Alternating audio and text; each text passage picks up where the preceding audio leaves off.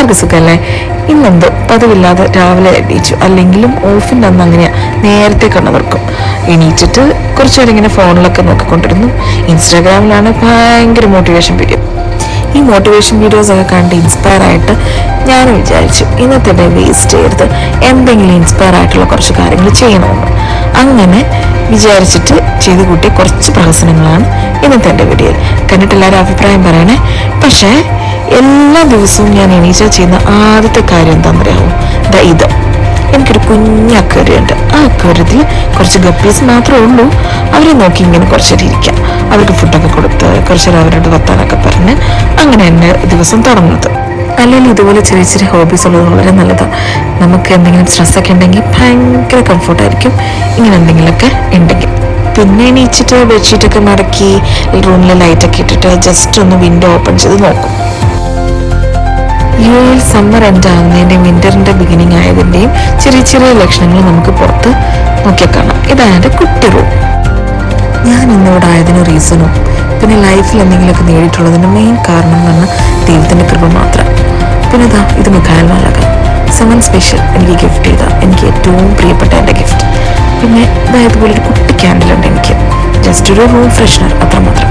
പിന്നെ എന്താ പറയുക, ഈ ഒരു ബൈബിൾ വേർഡ്സ് അതെനിക്ക് കുറേ വർഷങ്ങൾക്ക് മുമ്പ് എൻ്റെ ഒരു ഫ്രണ്ട് ഗിഫ്റ്റ് ചെയ്തത്. എനിക്കിങ്ങനെ കുട്ടി കുട്ടി സാധനങ്ങൾ സൂക്ഷിച്ച് വെക്കലുണ്ട്. അങ്ങനെ സൂക്ഷിച്ച് വെച്ചൊരു കുപ്പി ഇന്നലെ കയ്യിൽ താഴെ പൊട്ടി. ഇത് ഗാർബേജ് ഡംപ് ചെയ്യുന്ന സ്ഥലം കേട്ടോ, അവിടെ കൊണ്ട് നേരെ ഇടാൻ പറ്റത്തില്ല. അതുകൊണ്ട് ഞാനവിടെ സൈഡിൽ കുറച്ച് ദിവസങ്ങളായിട്ട് തുടങ്ങിയ ഒരു ശീലമാണ് ചിയാ സീഡ് തലേന്ന് രാത്രി വെള്ളത്തിലിട്ടിട്ട് അത് കുടിക്കുക എന്നുള്ളത്. എവിടേക്കോ ആരൊക്കെയോ പറഞ്ഞ് കേട്ടത് വെച്ചിട്ടാണ്. നല്ലതാണോ എന്ന് എനിക്കറിയില്ല കേട്ടോ. പിന്നെ എന്താ പറയുക, ബ്രഷൊക്കെ ചെയ്ത് കുളിച്ചിട്ടൊക്കെ വന്നു കഴിഞ്ഞപ്പോൾ ഒരു ലെമൺ ടീ കുടിക്കാൻ ആഗ്രഹം. അങ്ങനെ ലെമൺ കട്ട് ചെയ്ത് ഒരു ചായ ഒക്കെ ഉണ്ടാക്കിയപ്പോഴത്തേക്ക് സമയം 6 മണി കഴിഞ്ഞു. അപ്പോഴത്തേക്ക് ഏറെക്കുറെ നല്ല വെട്ടൊക്കെ ആയി. റൂമിന് പുറത്ത് ഡിസ്പെൻസർ വെച്ചിട്ടുണ്ട്, പോയിട്ട് അവിടെ നിന്ന് വേണം ചൂടുവെള്ളം എടുക്കാൻ. അങ്ങനെ മെല്ലെ ഞാൻ എൻ്റെ ബാൽക്കണിയിൽ നോക്കുമ്പോൾ ഈ ഒരു വ്യൂ ആണുള്ളത്. നടുക്ക് തന്നെ ഒരു ചെറിയ സ്വിമ്മിംഗ് പൂളൊക്കെ ഉണ്ട്. പിന്നെ അതെല്ലാം റൂംസ് ആകട്ടെ കാണുന്നത്. എന്താ പറയുക, ശരിക്കും പറഞ്ഞാൽ ദൈവം അനുഗ്രഹിച്ച് കിട്ടിയൊരു ജോലിയാണ്.